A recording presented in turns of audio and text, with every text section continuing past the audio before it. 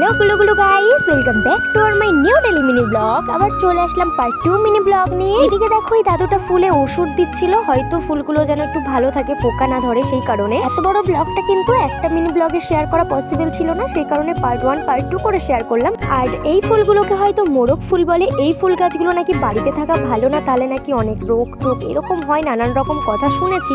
কতটা সত্য তা জানি না, যাই হোক তোমরা কিছু এরকম কিছু জানলে আমাকে জানিও কমেন্টে। আর এখানে দেখো এই ফুলগুলো কি সুন্দর লাগছিল। আমরা কিন্তু এখানে এসে ভিডিও করেছি, ফটো তুলেছি, তাছাড়া কিন্তু কোনো রকম গাছের বা ফুলের ক্ষতি আমরা করিনি। আর ইভেন তোমরা যারা আসবে তারাও কিন্তু এরকম কিছু করবে না। আরও একটা কথা বলে দিই, এখানে কিন্তু ওই মাথার চোড়া যে ফুল দিয়ে বানায় সেইগুলো কিন্তু এখানে পাওয়া যায় না। এইদিকে আমরা সব ভিডিও করে নিয়ে তারপরে এখন যাচ্ছিলাম বাড়ির দিকে। এখানে এসে অনেক কিন্তু রিলসও বানিয়েছি, তোমরা গিয়ে আমার ইনস্টাগ্রামে বা ফেসবুকে দেখে নিতে পারো। আর আমাদের পাশে দেখো এই গাছগুলো কিন্তু সেই ডেকোরেশন করে সেই ফুলে, সেই গাছগুলোর ওইখানে দেখো ওখানে একটা গাছ দেখতে পেয়েছি। তোমরা জানিও তো ওটা কি গাছ, তোমরা দেখে চিনতে পারো কিনা।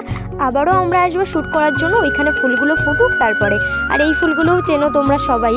আর এখানে দেখো জিপসি ফুলের যা দাম বাজারে বাবা।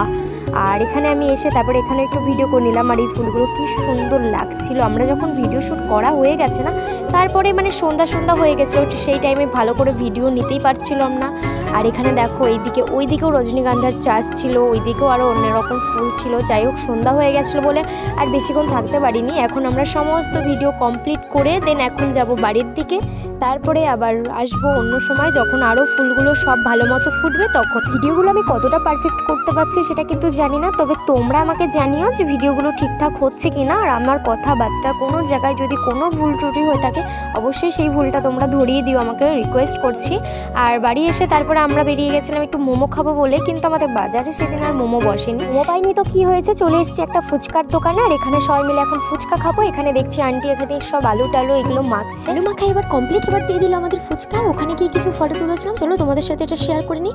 আর দেখা হচ্ছে নেক্সট কোনো মিনি ব্লগে, ততক্ষণ ভালো থেকো, থ্যাঙ্কস ফর ওয়াচিং।